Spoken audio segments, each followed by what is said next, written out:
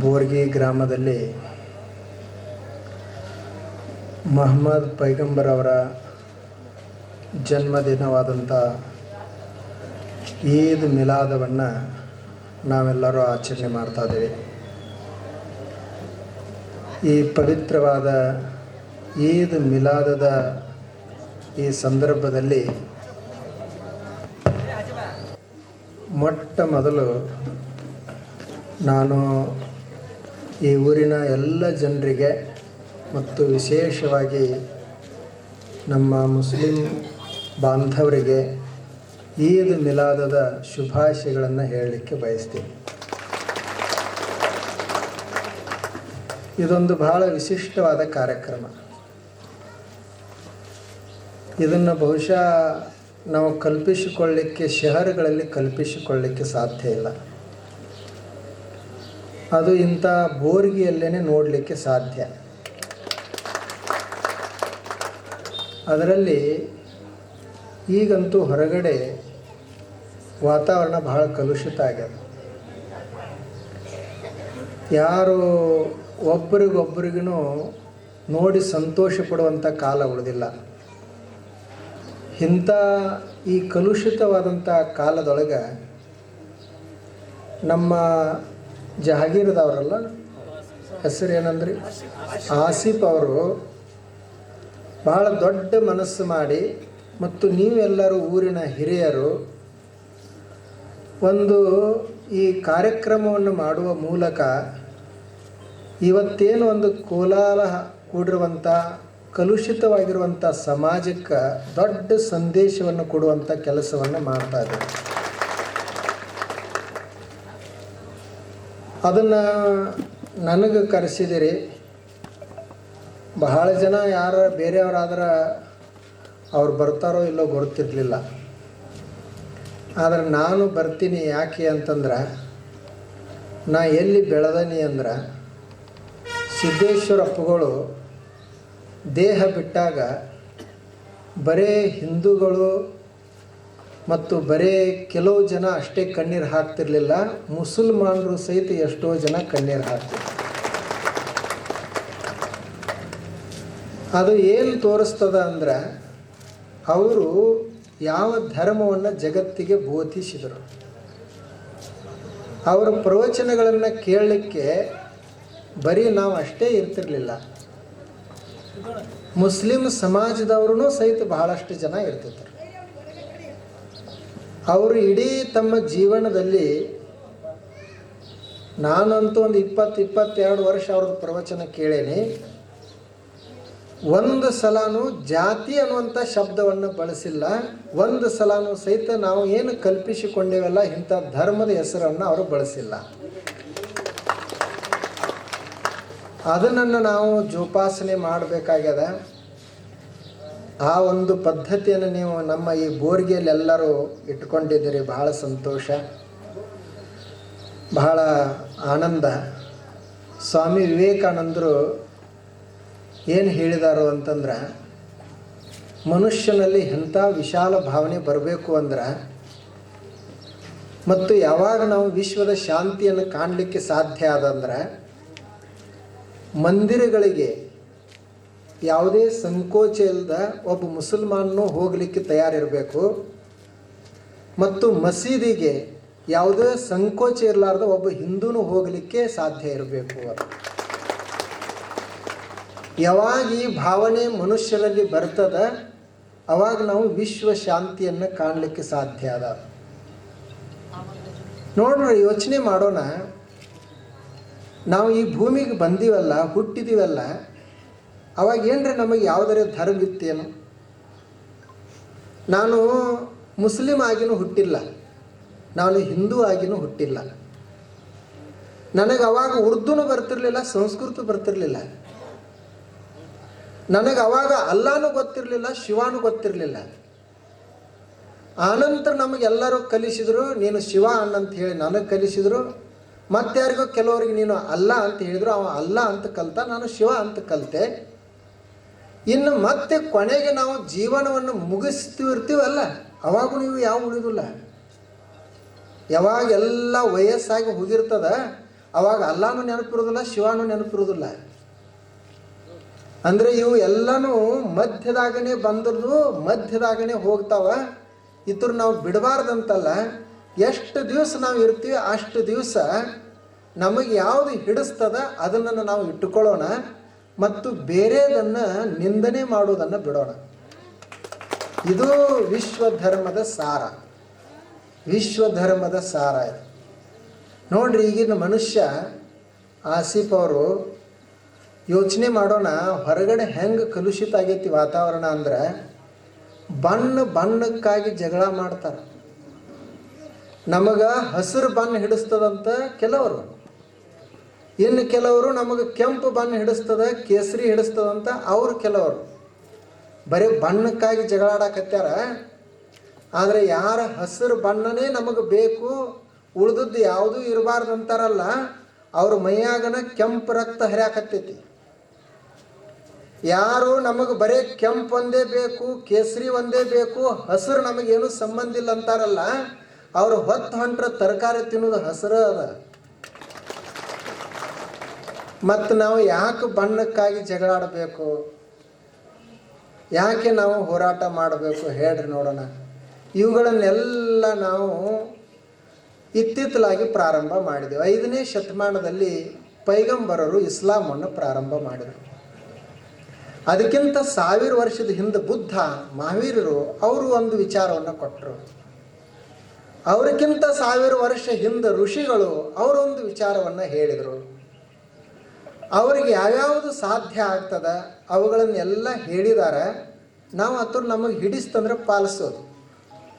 ಈಗ ನಾವು ನಮಗೆ ವಿಭೂತಿ ಹಚ್ಕೊಳ್ಬೇಕಂದ್ರೆ ವಿಭೂತಿ ಹಚ್ಕೊಳ್ಳೋಣ, ನಮಗೆ ಭಂಡಾರ ಹಚ್ಕೊಳ್ಬೇಕು ಅಂತಂದ್ರೆ ಭಂಡಾರ ಹಚ್ಕೊಳ್ಳೋಣ. ಏನೂ ಬೇಡಪ್ಪ ನಮಗೆ ಹಾಗೆ ನಾವು ಇರ್ತೀವಿ ಅಂತಂದ್ರೆ ಹಾಗೆ ಇರೋಣ.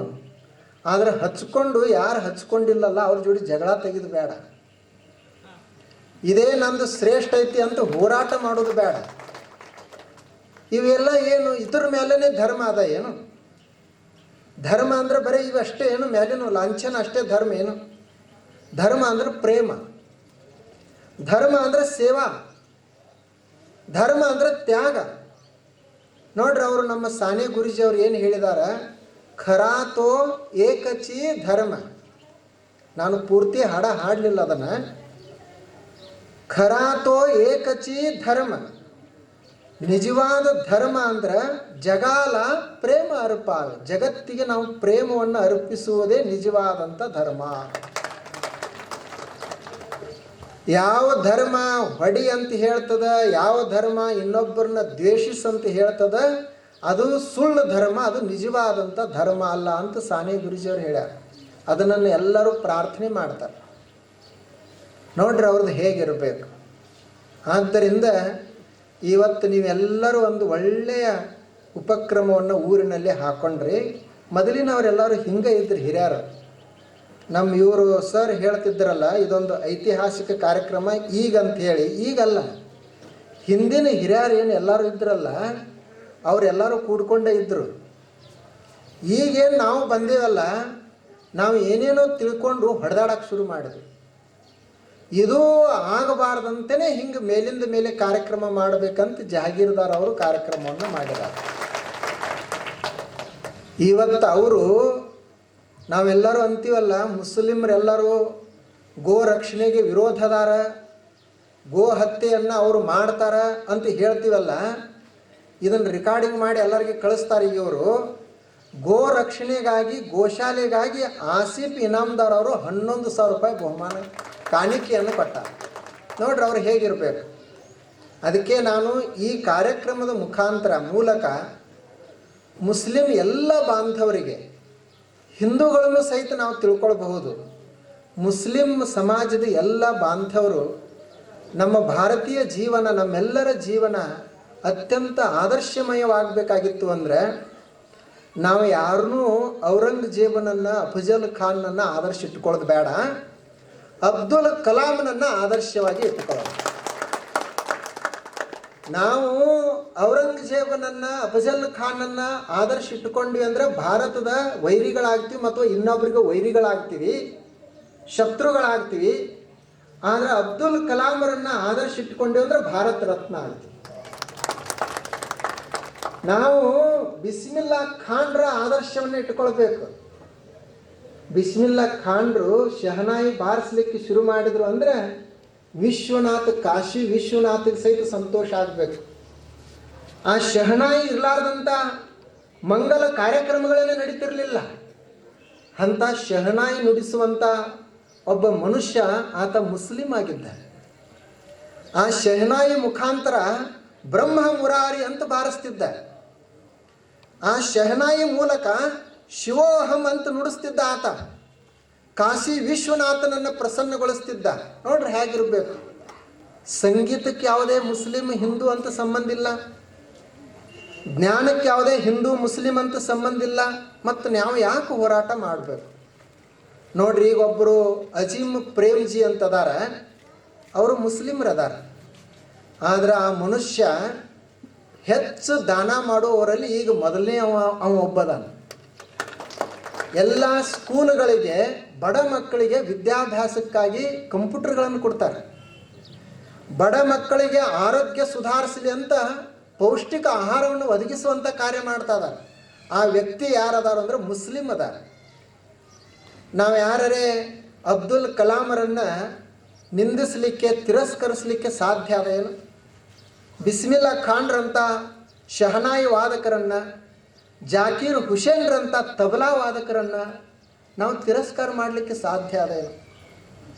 ಬಹಳಷ್ಟು ಜನ ಬಹಳ ವಿಶೇಷ ಇರುವಂಥ ಬ್ರಾಹ್ಮಣ ವ್ಯಕ್ತಿಗಳ ಸಹಿತ ಜಾಕೀರ್ ಹುಸೇನ್ರವ್ರ ಹತ್ತಿರ ಸಂಗೀತ ತಬಲಾ ಕಲೀಲಿಕ್ಕೆ ಹೋಗ್ತಿದ್ರು. ಆತ ಶ್ರೇಷ್ಠ ತಬಲಾ ವಾದಕ ಇದ್ದ. ಅದಕ್ಕಾಗಿ ನಾವು ಒಂದು ಒಳ್ಳೆಯ ಪರಂಪರೆಯನ್ನು ಬೆಳೆಸಬೇಕು. ಅಬ್ದುಲ್ ಕಲಾಂ ಅವರು ಸಿದ್ದೇಶ್ವರ ಅಪ್ಪುಗಳಿಗೆ ಅವರು ಅಲ್ಲಿ ರಾಷ್ಟ್ರಪತಿ ಇದ್ದಾಗ ರಾಷ್ಟ್ರಪತಿ ಭವನಕ್ಕೆ ಕರೆಸಿದ್ರು ಇವರಿಗೆ. ಇವರು ಇಂಗ್ಲೀಷ್ ಭಾಷಣ ಮಾಡ್ತಿದ್ರಲ್ಲ, ಪ್ರವಚನ ಹೇಳ್ತಿದ್ರು. ಅವರು ಬಹಳ ಕುತೂಹಲದಿಂದ ಕೇಳೋರು ಮತ್ತು ಅವರಿಗೆ ಇವ್ರ ತತ್ವಜ್ಞಾನ ಭಾಳ ಹಿಡಿಸ್ತು. ಏನು ಅದ್ಭುತ ಇವರು ಹೇಳ್ತಾರೋ ಅಂತ ಅನಿಸ್ತು ಅವರಿಗೆ. ನೋಡ್ರಿ ಅವರೆಲ್ಲ ಹೇಗಿರಬೇಕು. ಆದ್ದರಿಂದ ಇವತ್ತು ನಾವು ಒಂದು ವಿಶ್ವ ಶಾಂತಿ ಅಂತ ಏನು ನಾವು ಬಯಸ್ತಾ ಇದ್ದೇವೆ.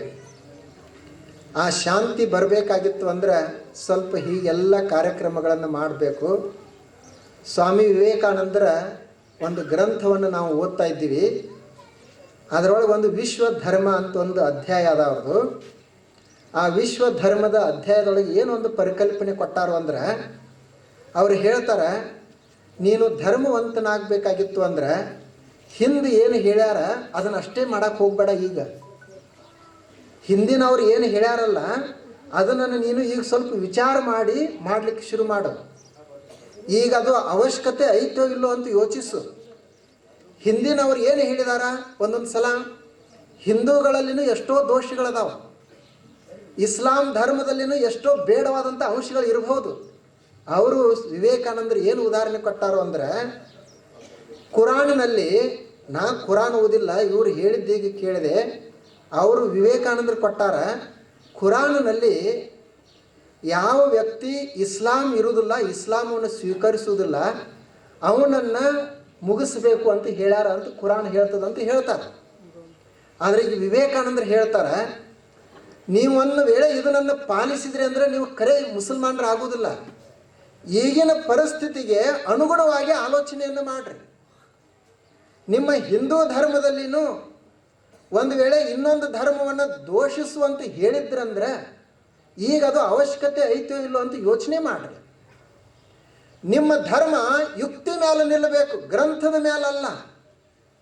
ಇದು ಒಂದು ತಿಳ್ಕೊಳ್ಬೇಕು ಅಂತ ಅವ್ರು ಹೇಳ್ತಾರೆ. ನೋಡ್ರಿ ಹೇಗಂದ್ರೆ, ಉದಾಹರಣೆಗೆ ನೀವು ಒಂದು ಸಣ್ಣ ಹುಡುಗನ ಮುಂದೆ ನಿಮ್ಮದೊಂದು ಭಗವದ್ಗೀತಾ ಇಟ್ರಿ, ನೀವು ಒಂದು ಕುರಾನನ್ನು ಇಟ್ರಿ, ಒಂದು ಬೈಬಲನ್ನು ಇಟ್ರಿ ಅಂತಂದ್ರೆ ಆ ಹುಡುಗಿಗೆ ಓದಾಕೆ ಬರೋದಿಲ್ಲ, ಆ ಹುಡುಗಿಗೆ ಏನೂ ತಿಳಿಯೋದಿಲ್ಲ. ಆ ಬೈಬಲ್ ಆಗಲಿ ಆ ಕುರಾನ್ ಆಗಲಿ ಆ ಹುಡುಗನ ಮೇಲೆ ಏನರ ಪರಿಣಾಮ ಬೀರ್ತದೇನು? ಆ ಹುಡುಗನ ಮೇಲೆ ಏನರ ಪರಿಣಾಮ ಬೀರ್ತದ? ಏನೋ ಇಲ್ಲ. ಅದೇ ಹುಡುಗ ಯಾವಾಗ ಕಲಿತು ದೊಡ್ಡವ ಆಗ್ತಾನೆ, ಯಾವಾಗ ಅವನಿಗೆ ಸಂಸ್ಕೃತ ಓದಾಕೆ ಬರ್ತದ, ಭಗವದ್ಗೀತಾ ಕೊಟ್ರಿ ಅಂದ್ರೆ ಅವನು ಓದ್ತಾನೆ. ಅಂದರೆ ಇದರ ಅರ್ಥ ಏನಾಯಿತು? ಗ್ರಂಥ ನಿಮ್ಮ ಮೇಲೆ ಪರಿಣಾಮ ಬೀರುವುದಿಲ್ಲ, ನಿಮ್ಮ ಒಳಗಡೆ ಇರುವಂಥ ಯುಕ್ತಿ ನಿಮ್ಮನ್ನು ಧರ್ಮವಂತರನ್ನಾಗಿ ಮಾಡ್ತದ. ಆ ಮನಸ್ಸಾಕ್ಷಿಯನ್ನು ಆತ್ಮಸಾಕ್ಷಿಯನ್ನು ಪರೀಕ್ಷೆ ಮಾಡಿಕೊಡ್ರಿ, ಅದು ಧರ್ಮ ಕಲಿಸ್ತೈತಿ ಅಂತ. ಬರೀ ನಮ್ಮ ಗ್ರಂಥಗಳಲ್ಲಿ ಹಾಗೆ ಹೇಳ್ಯದ ಹೀಗೆ ಹೇಳ್ಯದ ಅಂತ ಹೋರಾಟ ಮಾಡಕ್ಕೆ ಹೋಗಬೇಡ್ರಿ ಅಂತ. ಮತ್ತು ಈ ಜಗತ್ತು ಎಲ್ಲಿವರೆಗೆ ಇರ್ತದಲ್ಲ, ಅವ್ರ ಕೊನೆಗೆ ಒಂದು ಮಾತು ಹೇಳ್ಯಾರ, ಜಗತ್ತು ಎಲ್ಲಿವರೆಗೆ ಇರ್ತದೆ ಅಲ್ಲಿವರೆಗೆ ಇವು ಎಲ್ಲ ಭಾವನೆಗಳು ಇದ್ದೇ ಇರ್ತಾವೆ. ಯಾರೂ ಯಾರನ್ನು ನಾಶ ಮಾಡಲಿಕ್ಕೆ ಆಗೋದಿಲ್ಲ. ಇಷ್ಟೇ ಬೇರೆ ಬೇರೆ ರೂಪದಲ್ಲಿರಬಹುದು. ನಾವು ಈಗ ಒಂದು ರೀತಿ ಇರಬಹುದು, ಮುಂದೊಂದು ರೀತಿ ಬದಲಾಗ್ಬೋದು. ಆದರೆ ಈ ಎಲ್ಲ ಭಾವನೆಗಳು ಇದ್ದೇ ಇರ್ತಾವೆ. ಯಾಕೆ ನಾವು ಇನ್ನೊಬ್ಬರನ್ನು ದ್ವೇಷ ಮಾಡಬೇಕು, ನಾವು ಯಾಕೆ ಇನ್ನೊಬ್ಬರ ಜೋಡಿ ಹೋರಾಟ ಮಾಡಬೇಕು ಅನ್ನೋದನ್ನು ಇದನ್ನು ನಾವು ವಿಶ್ವ ಧರ್ಮದ ಮೂಲಕ ಕಲಿತೀವಿ. ಅದಕ್ಕೆ ನಮ್ಮ ಋಷಿಗಳು ಏನು ಪ್ರಾರ್ಥನೆ ಮಾಡಿದರು ಅಂದರೆ, ಸರ್ವೇ ಜನಾಃ ಸುಖಿನೋ ಭವಂತು, ಸರ್ವೇ ಸಂತು ನಿರಾಮಯಾಃ, ಸರ್ವೇ ಭದ್ರಾಣಿ ಪಶ್ಯಂತು, ಮಾ ಕಶ್ಚಿತ್ ದುಃಖ ಭಾಗ್ ಭವೇತ್. ಯಾರಿಗೂ ದುಃಖ ಆಗೋದು ಬೇಡ. ಅವ್ರ ಕೊನೆಗೆ ಏನು ಹೇಳೋದು ಅಂದರೆ, ಜೀವ ಅನ್ನೋದು ಒಂದೇ ಅದ, ಅದಕ್ಕೆ ನಾವು ಆತ್ಮ ಅಂತ ಕರಿತೀವಿ. ನಾವೀಗ ಎಷ್ಟು ಜನ ಅದೇವಲ್ಲ, ನಾವು ದೇಹಗಳು ಬೇರೆ ಬೇರೆ ಇರಬಹುದು ನಮ್ಮ, ಆದರೆ ನಮ್ಮ ಆತ್ಮ ಒಂದೇ ಅದ. ಮತ್ತು ನೀವು ಅನ್ಬೋದು, ಆತ್ಮ ಒಂದೇ ಇದ್ರೆ ಒಬ್ಬ ಮನುಷ್ಯ ಹುಟ್ಟುತ್ತಾನ, ಒಬ್ಬ ಸಾಯ್ತಾನ, ಅದು ಹೆಂಗೆ ಒಂದೇ ಆಗ್ತದ, ಇನ್ನೊಬ್ಬ ಸತ್ತಂದ್ರೆ ನಾ ಸಾಯುವುದಿಲ್ಲಲ್ಲ ಅಂತ. ಆದರೆ ಅದು ಆತ್ಮಕ್ಕೆ ಸಾವೇ ಇಲ್ಲ, ಅದಕ್ಕೆ ಹುಟ್ಟೇ ಇಲ್ಲ.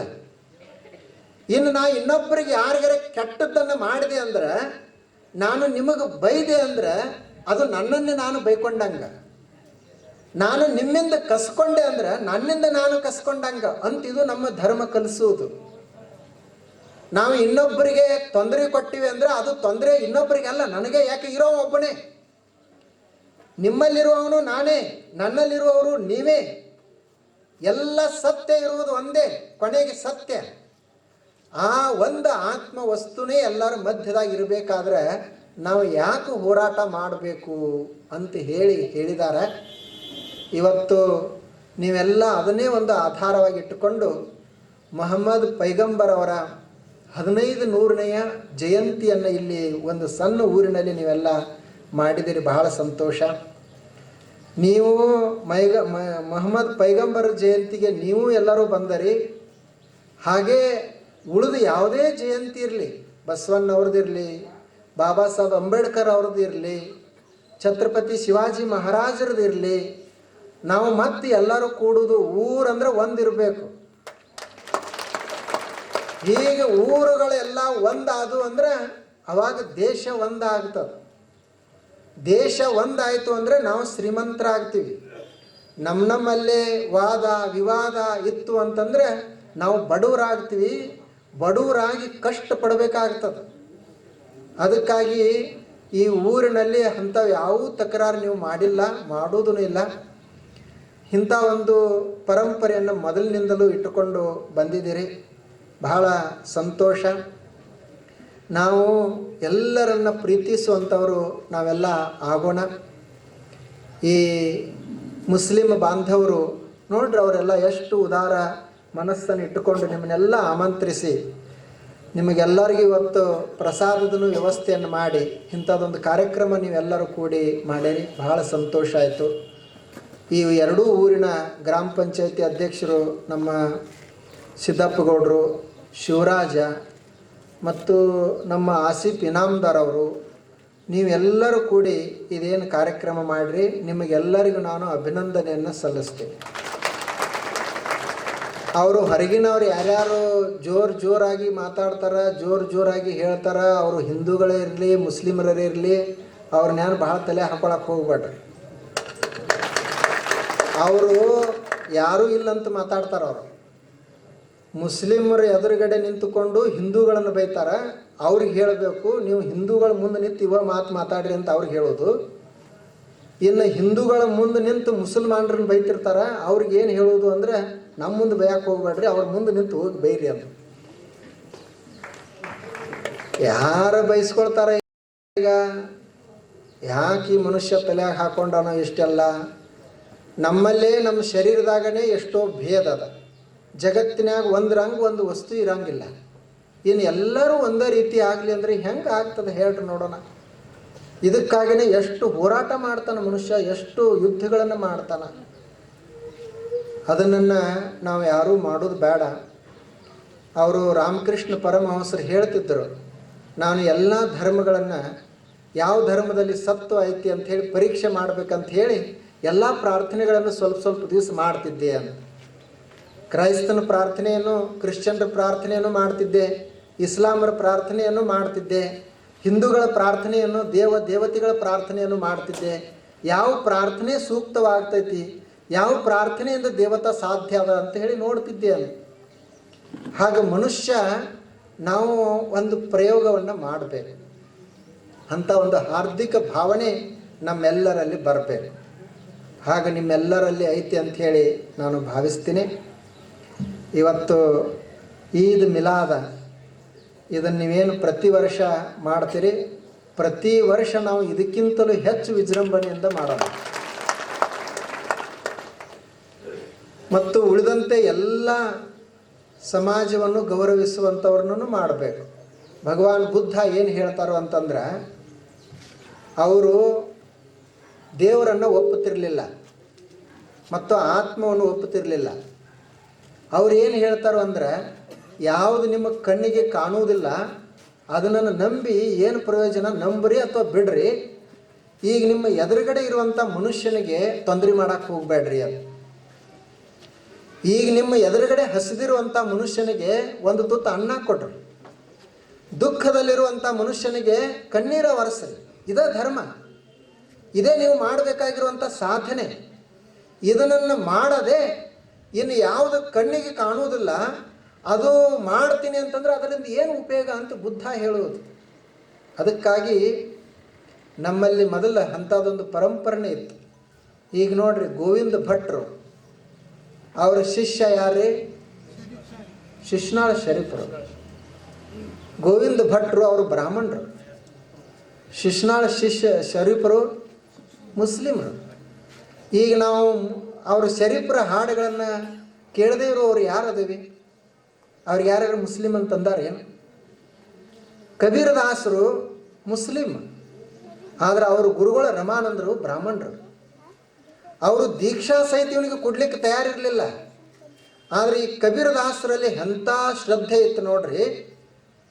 ಅಲ್ಲಿ ಕಾಶಿಯಲ್ಲಿದ್ದಾಗ ಇವರು ದಿನಾಲು ಗಂಗಾ ನದಿಗೆ ಸ್ನಾನಕ್ಕೆ ಹೋಗುವವರು ರಮಾನಂದರು. ಆ ಕಬೀರರಿಗೆ ಇವ್ರ ಕಡೆಯಿಂದ ದೀಕ್ಷಾ ತೆಗೆದುಕೊಳ್ಬೇಕಂತ ಇಚ್ಛೆ, ಇವರರು ಕೊಡ್ತಾ ಇಲ್ಲ. ಅದಕ್ಕೆ ಏನು ಮಾಡೋದು ಅಂತ ತಿಳಿದು ಒಂದು ದಿವಸ ಅವರೇನು ಬೆಳಗ್ಗೆ ನಸಿಕಿನಾಗ ಗಂಗಾ ನದಿಗೆ ಸ್ನಾನಕ್ಕೆ ಹೋಗ್ತಿದ್ರು. ಮಂದು ಬೆಳಕಿರ್ತಿತ್ತು. ಆ ಬೆಳಕಿನಾಗ ಸಾವಕಾಶವಾಗಿ ಅವ್ರ ಘಾಟದಲ್ಲಿ ಇಳಿದು ಹೋಗಬೇಕು. ಅಲ್ಲಿ ಪೌಟಿಗೆ ಮೇಲೆ ಇವರು ಕಬೀರರು ಮಲ್ಕೊಂಡಿರ್ತಾರೆ. ಅವರು ನಡ್ಕೊಂತ ಬರುವಾಗ ಆ ರಮಾನಂದರ ಕಾಲ ಇವರಿಗೆ ತಾಗ್ತದೆ. ಅವ್ರಿಗೆ ಬಹುಶಃ ಯಾರೋ ಒಬ್ಬ ಮನುಷ್ಯ ಅದನಂತ ತಿಳಿದು ಹೇ ರಾಮ್ ಅಂತಾರೆ. ನಾವು ಹೆಂಗೆ ಅಯ್ಯೋ ಶಿವನೇ ಅಂತೀವಿ ಯಾರಿಗಾರಿ ಕಾಲು ತಾಗಿತ್ತು ಅಂದ್ರೆ, ಹಂಗೆ ಅವರು ಅರೇ ರಾಮ್ ಅಂತಾರ, ಹೇ ರಾಮ್ ಅಂತಾರ. ಇವರು ಕಬೀರದಾಸರು ಇದ ನನ್ನ ದೀಕ್ಷಾ ಆಯ್ತಂತ ತಿಳ್ಕೊಳ್ತಾರೆ. ಇದು ನನಗೆ ಗುರುವಿನ ಸ್ಪರ್ಶ ಆಯಿತು ಮತ್ತು ಅವರೇನು ಹೇ ರಾಮ್ ಅಂತ ಉಚ್ಚಾರಣೆ ಮಾಡ್ಯಾರ, ಅದ ಮಂತ್ರ ಆಯಿತು ಅಂತ ಇಡೀ ಜೀವನದ ತನಕ ರಾಮನಾಮವನ್ನು ಅದನ್ನೇ ಉಚ್ಚಾರಣೆ ಮಾಡ್ತಾರೆ. ನೋಡ್ರಿ ಅವ್ರದ್ದು ಹೇಗಿರಬೇಕು ಶ್ರದ್ಧಾ. ಆದ್ದರಿಂದ ಇವು ಯಾವು ನಮ್ಮನ್ನು ಬಂಧಿಸಬಾರದು. ಧರ್ಮ ನಮ್ಮನ್ನು ಮುಕ್ತಗೊಳಿಸಬೇಕೆ ವಿನಃ ಮತ್ತೆ ನಮ್ಮನ್ನು ಸಂಕುಚಿತರನ್ನಾಗಿ ಮಾಡಬಾರ್ದು, ಬಂಧಿತದಾಗಿ ಮಾಡಬಾರ್ದು. ನಾವು ಅದರಲ್ಲಿ ಸಿಕ್ಕ ಹಾಕ್ಕೊಳ್ಬಾರ್ದು. ನಾವು ಮುಕ್ತರಾಗೋದಕ್ಕಾಗಿ ಧರ್ಮ ಸಾಧನೆ ಇರುವುದು, ನಾವು ಬಂಧಿತರಾಗಿರುವುದಕ್ಕಾಗಿ ಅಲ್ಲ, ನಾವು ಹೋರಾಡೋದಕ್ಕಾಗಿ ಅಲ್ಲ, ಈ ಜಗತ್ತನ್ನು ಸ್ವರ್ಗ ಮಾಡೋದಕ್ಕಾಗಿ ಇರುವುದು. ಬಸವಣ್ಣವರು ಅದನ್ನೇ ನಮಗೆ ಕಲಿಸಿದರು, ಬುದ್ಧ ಅದನ್ನೇ ಕಲಿಸಿದರು, ತುಕಾರಾಮ್ ಮಹಾರಾಜರು, ಸಂತ ಮಹಾತ್ಮರು ಎಲ್ಲರೂ ಅದನ್ನೇ ನಮಗೆ ಕಲಿಸಿದ್ದಾರೆ. ಅದನ್ನು ನೀವೆಲ್ಲ ಇಲ್ಲಿ ಬೋರ್ಗಿಯಲ್ಲಿ ಮಾಡ್ತಾ ಇದ್ದಾರೆ. ಅಪ್ಪುಗಳನ್ನು ಸಹಿತ ಇಲ್ಲೇ ಒಂದು ಆಶ್ರಮ ಮಾಡಿದ್ದಾರೆ. ಆ ಆಶ್ರಮಗಳದ್ದು ಎಲ್ಲ ಸಾಧನೆ ಏನು ಅಂದರೆ, ಹೀಗೆ ಯಾವುದೇ ಮನುಷ್ಯರ ಮನಸ್ಸಿನಲ್ಲಿ ವೈಮನಸ್ಸು ಬರಲಾರ್ದಂಗೆ ನೋಡ್ಕೊಳ್ಳೋದನ್ನೇ ಆಶ್ರಮಗಳದ್ದು ದೊಡ್ಡ ಜವಾಬ್ದಾರಿ. ಅವುಗಳದೊಂದು ಕರ್ತವ್ಯ ಅದ. ಹಾಗಾದ ಅವುಗಳ ಬಾಗಿಲ ಮುಕ್ತವಾಗಿರಬೇಕು, ಎಲ್ಲರಿಗೆ ತೆರೆದಿರಬೇಕು, ಎಲ್ಲರನ್ನು ಸ್ವಾಗತಿಸುವಂಗಿರಬೇಕು. ಹಾಗೆ ಆಗಲಿ ಅಂಥೇಳಿ ನಾನು ಆಶಿಸ್ತೀನಿ. ಇವತ್ತು ನಮ್ಮ ವಿಜಯಪುರದಿಂದ ಇನಾಮ್ದಾರ್ ಸರ್ ಅವರು ಬಂದಿದ್ದಾರೆ. ಭಾಳ ದೊಡ್ಡ ಇಂಗ್ಲೀಷ್ ಟೀಚರ್ ಅವರು, ಒಂದು ದೊಡ್ಡ ಸಂಸ್ಥೆಯನ್ನೇ ನಡೆಸ್ತಾ ಇದ್ದಾರೆ. ಮತ್ತು ಅರೇಬಿಯಾದಲ್ಲಿ, ಸೌದಿ ಅರೇಬಿಯಾದಲ್ಲಿ ಸಹಿತ ಇದ್ದು ಬಂದವರು ಅದಾರ. ಅಲ್ಲಿ ಸೌದಿ ಅರೇಬಿಯಾದಲ್ಲಿ ಏನದಾರಲ್ಲ, ಅಲ್ಲಿ ನಾವು ಕೇಳಿದ್ದು, ನಾನು ನೋಡಿಲ್ಲ ಇನಾಮ್ದಾರ್ ಅವರು, ಈಗ ಅಲ್ಲಿ ಅರೇಬಿಯಾದಲ್ಲೇ ಜಗತ್ತಿನಲ್ಲೇ ಪ್ರಸಿದ್ಧವಾದಂಥ ಒಂದು ಹಿಂದೂ ಟೆಂಪಲ್ ಕಟ್ಟಿಸ್ಯಾರ ದುಬೈದಲ್ಲಿ. ಆ ಹಿಂದೂ ಟೆಂಪಲ್ಕ್ಕೆ ಜಮೀನವನ್ನು ಕುಡಿಸಿದವರು ಮತ್ತು ಅದಕ್ಕೆಲ್ಲ ಸಹಾಯ ಮಾಡಿದವರು ಯಾರಂದ್ರೆ ಅಲ್ಲಿರುವಂಥ ಮುಸ್ಲಿಂ ರಾಜ. ಅಲ್ಲಿರುವುದು ಸ್ವಾಮಿ ನಾರಾಯಣ ಟೆಂಪಲ್, ರಾಮನ ಟೆಂಪಲ್, ಕೃಷ್ಣನ ಟೆಂಪಲ್, ಜಗತ್ತಿನಲ್ಲೇ ಪ್ರಸಿದ್ಧ. ಅದು ನಮ್ಮ ದೇಶದ ಪ್ರಧಾನಮಂತ್ರಿ ಅವರು ಹೋಗಿ ಅದನ್ನು ಉದ್ಘಾಟನೆ ಮಾಡಿ ಬಂದರು. ಅಲ್ಲಿಯ ಆ ಮಂದಿರಕ್ಕೆ ಅವಕಾಶ ಮಾಡಿಕೊಟ್ಟವ್ರು ಯಾರು ಅಂದ್ರೆ ಅಲ್ಲಿರುವಂಥ ಸೌದಿ ಅರೇಬಿಯಾದ ಒಬ್ಬ ಮುಸ್ಲಿಂ ದೊರೆ ರಾಜ. ನೋಡ್ರಿ ಅವ್ರು ಹೇಗಿರಬೇಕು. ಅವರು ಇದನ್ನೇ ಹೇಳೋದು, ಎಲ್ಲ ಮುಸ್ಲಿಂ ಸಮಾಜದ ಖರೆ ಮುಸ್ಲಿಂ ಸಮಾಜದವ್ರು ಏನದಾರಲ್ಲ ಅವರು ಎಲ್ಲರೂ ಶಾಂತಿಯನ್ನೇ ಹೇಳೋದು. ಖರೆ ನಿಜವಾದ ಹಿಂದೂ ಸಮಾಜದವ್ರು ಏನದಾರಲ್ಲ ಅವರು ಶಾಂತಿಯನ್ನೇ ಹೇಳೋದು. ಇನ್ನು ಸುಮ್ಮನೆ ಸ್ವಲ್ಪ ಅವ್ರ ಸ್ವಾರ್ಥಕ್ಕಾಗಿ, ಅವರು ಏನೋ ಒಂದು ಉದ್ದೇಶಕ್ಕಾಗಿ, ಒಡೆಯುವುದಕ್ಕಾಗಿ ಅಂಥವ್ರು ಏನು ಕೆಲವರು ಹೇಳ್ತಿರ್ತಾರೆ, ಅವರು ಒಡೆಯುವ ಕೆಲಸವನ್ನು ಮಾಡ್ತಾರೆ. ಅಂಥವ್ರ ಮಾತನ್ನು ನಾವು ಕೇಳೋದು ಬೇಡ. ನಮ್ಮಲ್ಲಿ ಭಯವನ್ನು ಹುಟ್ಟಿಸುವಂಥ, ನಮ್ಮಲ್ಲಿ ಅಶ್ರದ್ಧೆಯನ್ನು ಹುಟ್ಟಿಸುವಂಥ ಮಾತುಗಳನ್ನು ಯಾರು ಆಡ್ತಾರ ಅಂಥ ಮಾತುಗಳನ್ನು ಕೇಳೋದು ಬೇಡ. ಇದೊಂದು ನಮ್ಮ ಒಬ್ಬ ಪೈಗಂಬರರಿಗೆ, ಅವರು ಒಬ್ಬ ದಾರ್ಶನಿಕರು, ಒಬ್ಬ ಪ್ರವಾದಿ, ಅವರಿಗೆ ನಮನಗಳನ್ನು ಸಲ್ಲಿಸುವಂಥ, ಅವರಿಗೆ ನಾವು ಕೃತಜ್ಞತೆಯನ್ನು ಅರ್ಪಿಸುವಂಥ ಒಂದು ಈದ್ ಮಿಲಾದ್ ಕಾರ್ಯಕ್ರಮ. ಈ ಕಾರ್ಯಕ್ರಮದಲ್ಲಿ ನಾವೆಲ್ಲ ಕೂಡಿದ್ದೀವಿ. ನನಗೆ ಹೇಳಲಿಕ್ಕೆ ಬಂದಾಗ ನಾನು ಕೇಳಿದೆ ಇವರಿಗೆ, ಏನು ಮಾಡ್ತೀರಿ ಪ್ರಸಾದ ಅಂತ ಹೇಳಿ. ಅವರು ಮೊನ್ನೆ ಈದ್ ಮಿಲಾದ್ ದಿವಸ ಹೋಳಿಗೆ ಮಾಡ್ತೀರಿ ಅಂತ ಹೇಳಿದರು ಮನೆ ಒಳಗಡೆ. ಈಗ ಮಾದ್ಲಿ ಮಾಡಿಸ್ಯಾರಂತ ಮನೆ ಒಳಗೆ. ನೋಡ್ರಿ ಅವ್ರು ಹೋಳಿಗೆ ಮಾಡಿಸ್ತಾರಂತ. ನಮಗೆ ಗೊತ್ತೇ ಇರಲಿಲ್ಲ. ಹೋಳಿಗೆ ಆದ್ರೆ ನಾವು ಬರ್ತಿದ್ದು ಊಟಕ್ಕೆ ನಿಮ್ಮ ಮನೆಗೆ. ಅವರು ಈದ್ ಮಿಲಾದ ದಿವಸ ಹೋಳಿಗೆ ಮಾಡಿಸ್ತಾರಂತ. ನೋಡ್ರಿ ಹೇಗಿರ್ಬೇಕು. ಅದಕ್ಕಾಗಿ ನಾವು ಎಲ್ಲರೂ ಭಾರತೀಯರು. ಕೊನೆಗೆ ನಮ್ಮ ಮನೆಗಳಲ್ಲಿ ನಮ್ಮ ಪರಂಪರೆಗೆ ಅನುಗುಣವಾಗಿ ನಮಗೆ ಯಾವ್ಯಾವ್ದು ಹಿಡಿಸ್ತದೋ ಅವುಗಳನ್ನೆಲ್ಲ ನಾವು ಪಾಲಿಸೋಣ. ಆದರೆ ನಾವು ಹೊರಗಡೆ ಬಂದಾಗ ಮತ್ತೆ ನಾವೆಲ್ಲರೂ ಭಾರತೀಯಾಗಿರೋಣ, ಭಾರತೀಯತೆಯನ್ನು ನಾವೆಲ್ಲರೂ ಪ್ರೀತಿಸೋಣ. ಕೊನೆಗೆ ಅದೊಂದು ನಮ್ಮದೆಲ್ಲರದು ಮಂತ್ರ ಆಗಬೇಕು ಅಂಥೇಳಿ ನಾನು ಆಶಿಸ್ತೀನಿ. ತಾವೆಲ್ಲರೂ ನೋಡ್ರಿ, ಎಷ್ಟೆಲ್ಲ ಜನ ಸುತ್ತಮುತ್ತಲು ಊರಿನವರು ಎಲ್ಲರೂ ಹಿರಿಯರು ಬಂದಿದ್ದೀರಿ ಮತ್ತು ಬೋರ್ಗಿಯವರೆಲ್ಲ ಊರಿನ ಹಿರಿಯವರು ಕೂಡಿದ್ದೀರಿ. ಅವರು ಮುಸ್ಲಿಂ ಸಮಾಜದವ್ರೂ 100 ಮನೆ ಅದಾವ ಅಂತಂದ್ರು ಅವ್ರಿಗಿಂತ ಹೆಚ್ಚು ನೀವೇ ಕೂಡಿರಿ ಎಲ್ಲರೂ. ಇದು ಏನು ತೋರಿಸ್ತದಂದ್ರೆ ನಾವೆಲ್ಲರೂ ಒಂದಾಗಿರೋಣ. ಉಳಿದೆಲ್ಲ ಇಲ್ಲ ಅದೇನೇನೋ, ಆದರೆ ನಾವು ಎಲ್ಲರೂ ಬೋರ್ಗಿಯವರಂದ್ರೆ ಒಂದು. ಮತ್ತು ಬೋರ್ಗಿ ಅದು ಬಹಳ ವಿಶೇಷವಾದಂಥ ಊರ. ನಿಮ್ಮ ಊರಿನಲ್ಲಿ ಅನೇಕ ಜನ ದೊಡ್ಡ ದೊಡ್ಡ ವ್ಯಕ್ತಿಗಳನ್ನು ಆಗಿ ಹೋಗಿದ್ದಾರೆ, ಸನ್ಯಾಸಿಗಳನ್ನು ಆಗಿ ಹೋಗಿದ್ದಾರೆ. ಈಗ ನಮ್ಮ ಆಶ್ರಮದಲ್ಲಿ ಅಪ್ಪುಗಳ ಶಿಷ್ಯರೊಬ್ಬರು ಭಾಳ ದೊಡ್ಡ ಸನ್ಯಾಸಿಗಳದಾರ, ಶ್ರದ್ಧಾನಂದ ಸ್ವಾಮೀಜಿ ಅಂತ ಅವ್ರು ಇದ್ದಾರೆ. ಈಗ ಅವರು ಸಿದ್ದೇಶ್ವರ ಅಪ್ಪುಗಳು ಎಷ್ಟು ಪ್ರವಚನಗಳನ್ನು ಹೇಳ್ಯಾರ, ಆ ಎಲ್ಲ ಪ್ರವಚನಗಳನ್ನು ಬರೆದು ಪುಸ್ತಕ ಮಾಡ್ಯಾರ. ಅವರೇ ಮಾಡಿದ್ದು, ಅವರೊಬ್ಬರೇ ಮಾಡಿದ್ದತ್ರ. ಪ್ರವಚನಗಳು ಇಂದಿಲ್ಲ ನಾಳೆ ಅಳಿಕೆ ಹೋಗ್ಬೋದು, ಆದರೆ ಅದ್ರನ್ನ ಗ್ರಂಥದಲ್ಲಿ ಇಟ್ಟಾರ. ಅವಕ್ಕೆ ಸಾವ ಇಲ್ಲ, ಅವು ಯಾವಾಗಲೂ ಹಾಗೇ ಇರ್ತಾವೆ. ಅಂಥ ಕೆಲಸವನ್ನು ಮಾಡಿ ಇವತ್ತು ಭಾಳ ಪ್ರಸಿದ್ಧ ಸಂತರು ಅವರು ಒಬ್ಬರು. ಅವರು ನಿಮ್ಮ ಊರವರೇ ಅದಾರ. ಇನ್ನೂ ಅನೇಕ ಜನ ನಮ್ಮಲ್ಲಿಬ್ಬರು ಪುರಾಣ ಹೇಳ್ತಾರೆ. ಅವ್ರ ಹೆಸರೇನವ್ರದ್ದು? ಗೊಳಸಾರ ಪರಶುರಾಮ ಮಹಾರಾಜರೊಬ್ಬರು ಕೀರ್ತನೆ ಹೇಳ್ತಾರೆ, ಅವ್ರು ಅದಾರ. ಉಳ್ದಂಗೆ ನೀವೆಲ್ಲ ಭಾಳಷ್ಟು ಹಿರಿಯರದರಿ. ನೀವೆಲ್ಲ ಹೇಗಿರಬೇಕು ಅಂತಂದ್ರೆ ಊರನ್ನು ಆದರ್ಶವಾಗಿ ಇಟ್ಟುಕೊಳ್ಬೇಕು. ಊರಿನಲ್ಲಿ ಎಂದೂ ಧರ್ಮಕ್ಕಾಗಿ, ಜಾತಿಗಾಗಿ ಇವಕ್ಕೆಂದೂ ಜಗಳ ಆಗಬಾರ್ದು. ಉಳಿದ ವಿಷಯಕ್ಕೆ ಏನರ ಸ್ವಲ್ಪ ರಾಜಕಾರಣ ಅವು ಇವು ನಿಮ್ಮೆಲ್ಲ ಇರಲಿ. ಅವು ಇಲೆಕ್ಷನ್ ಮಾಡೋದು ಮುಗಿದ ಬಳಕ ಮತ್ತೆ ಎಲ್ಲರೂ ಕೂಡೇ ಹೋಗೋದು. ಡಬ್ಬ್ಯಾಗ ಓಟ್ ಹಾಕೋ ತನಕ ಅಷ್ಟೇ ನೀವೆಲ್ಲರೂ ಬೇರೆ ಬೇರೆ ಇರೋದು. ಹಾಕಿ ಮನೆಗೆ ಹೋಗಾಗ ಮತ್ತೆ ಎಲ್ಲರೂ ಕೂಡೇ ಹೋಗೋದು. ಇಲ್ಲಾಂದ್ರೆ ಜಗಳ ಮಾಡಿ ಏನು ಮಾಡೋದದ? ಅದರ ಮನುಷ್ಯ ಯೋಚನೆನೇ ಮಾಡೋದಿಲ್ಲ. ಬರೇ ಒಂದು ಸಣ್ಣ ಕುರ್ಚಿಗಾಗಿ ಎಷ್ಟು ಹೋರಾಟ ಮಾಡ್ತಾನೆ, ಏನೇನೋ ಮಾಡ್ತಾನೆ. ಅದು ನಿಮ್ಮಲ್ಲಿ ಯಾರಲ್ಲಿನೂ ಆಗಬಾರ್ದು ಅಂಥೇಳಿ ನಾನು ಆಶಿಸ್ತೇನೆ.